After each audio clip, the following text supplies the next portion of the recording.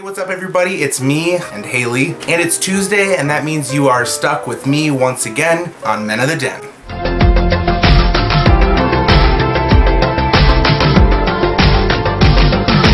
Right, so today we have a special guest today.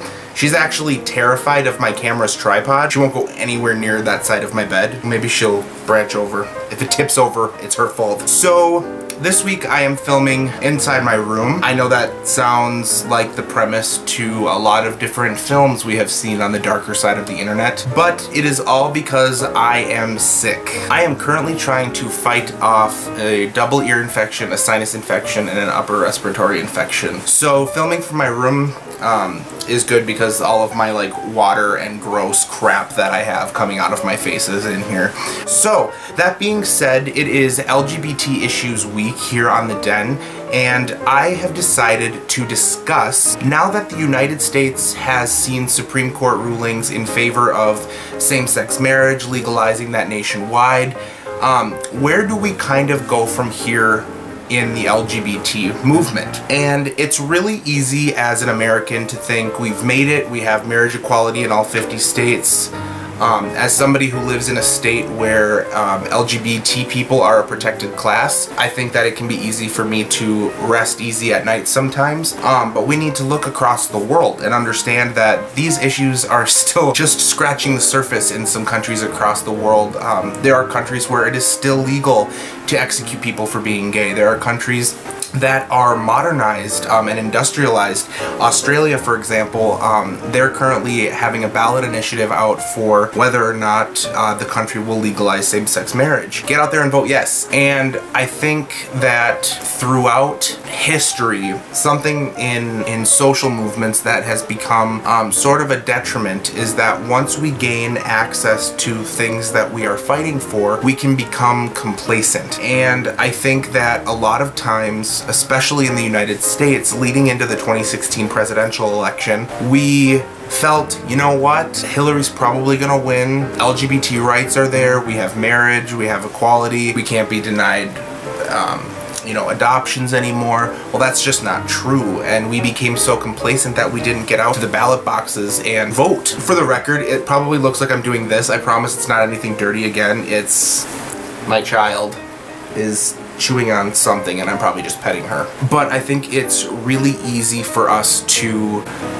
be very complacent with where we're at when we don't realize the things that are ahead of us. And if you couldn't tell from my intro video or anything else that I've done on the channel, I tend to be the one that's going to be a little bit more political at times. This will be one of those examples. Not necessarily like throwing politics in your face, but more discussing things that have to do with social, political, and other kinds of fiscal policies. But when it comes to LGBT issues, where are we and where are we going next?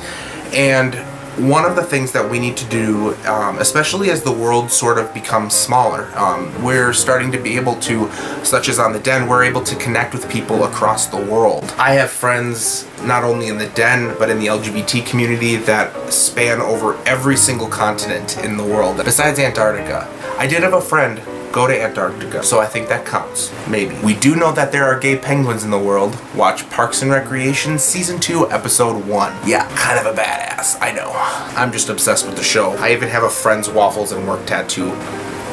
But that being said, LGBT issues are so much greater than what we think that they are in our own country. You know, I have friends that are in Canada. We obviously have Den members that are up in Canada that have looked at issues across the world, and Canada had marriage equality, and they've had socialized medicine, and it was easy to forget for some Canadians, as I have friends and family in Canada, it was easy to forget that the United States didn't have those issues. But then in the States, we were still fighting for it and asking for resources on how to do it. So in the United States, especially in Minnesota, in 2012, Minnesota became the first state in the nation to reject a marriage equality ban at the ballot box. We actually shut that shit down at the ballot box. And we were the first state in the entire nation to do that.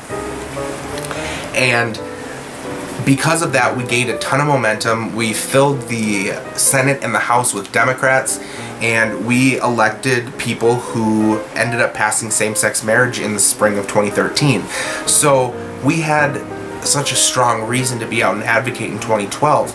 And in turn, in the 2014 election, when I ran for the Minnesota House of Representatives, conservatives and people on the other side of the aisle, they had a reason to get in. They wanted to reverse those advances that we had made. Fortunately for us, it was passed at the Supreme Court in the United States in 2015, so we didn't have to worry about that legislatively, as it is now a federal mandate. But now we're in a position where we have a president who has stated the courts have figured it out, but that same president has also made a lot of claims that the Supreme Court can't legislate from the bench, and 800 other bullshit excuses that he likes to come up with. So we never know where we're at, and I think we took a lot of things for advantage last fall. That being said, when it comes to a global level, we saw countries like Ireland vote for same-sex marriage, and that was a huge thing because Catholicism is a huge part of Irish life, and they still were able to overcome it and very resoundingly vote in the affirmative for same-sex marriage.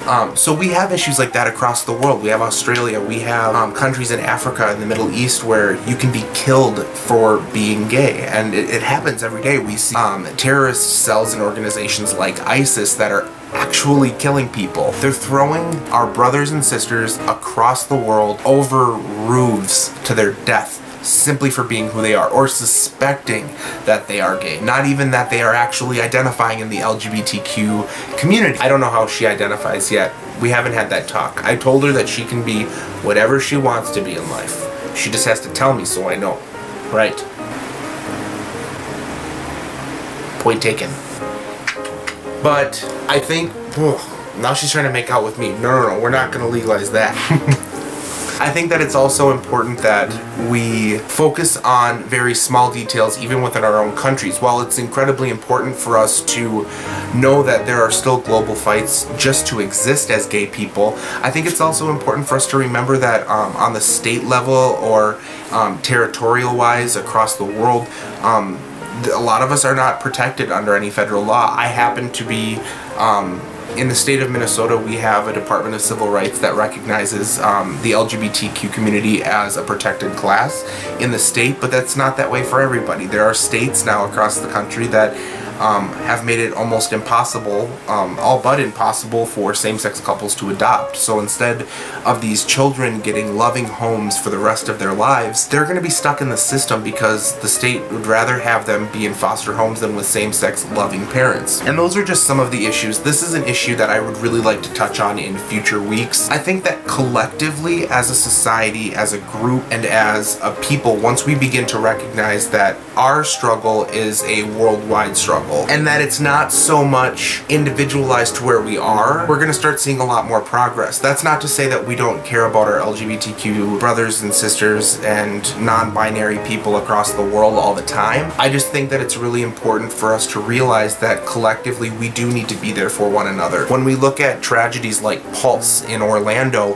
49 of our family were shot and killed simply because of who they were, and they existed. And we had allies in that group that were shot and killed. And I think that that's an important thing to point out as well. One of the greatest steps that I feel kind of coming full circle in this conversation is better educate our allies. Let people know how to be an ally. A lot of the time, allies have a really hard time coming forward and asking how they can be a better ally. That's something that I've done for people of color. I want to be the best ally I can be for them as they were in my fight for equality. I ask my friends that are people of color, that are indigenous, what can I do to better help you? How can I amplify your voice? How can I utilize my white privilege to empower your voice so that you can be heard? I don't want to represent any of those people, but I want to amplify them. Collectively, we have a global struggle for equality across the board, no matter how you cut the cake. There are people everywhere that are always going to be impacted by negative policies that exist. Reach out to your friends. talk to them, ask them questions, be willing to ask me questions on this channel. I guarantee you that every single den member in this group is willing to answer some of the toughest questions you might have on what it's like to be in the bear community, what it's like to be in the gay community, what it's like to live in the country to which we live. We have people all over the world in the den, and I think that it's important that we start asking the questions that we need to ask. We start asking for permission to speak on behalf of other people, and that we start to recognize that our fight isn't over until every single person on this planet is equal and free to do so in their life. So I think that's pretty much what I wanted to talk about this week, was to say that while it can feel like incredible moments when we pass marriage equality and such different pieces of legislation across the world, there are always another struggle. There are always other struggles right around the corner that we need to focus on. We do need to be able to celebrate. We should be able to go to Pride. We should be able to go to events that make us feel like collectively we are a family, but never forget that there's always somebody one step behind you that is going to need a step up. So there you have it. Haley and I have so graciously discussed LGBT issues with you for the week. Continue to keep on watching throughout the week. We got a lot of great topics coming up for the rest of the week. If you like this video or any of the other videos on our channel, go ahead and hit subscribe, hit a like, share with your friends, and as always, we will see you next week here on The Den. Say bye. Say bye. No? Fine.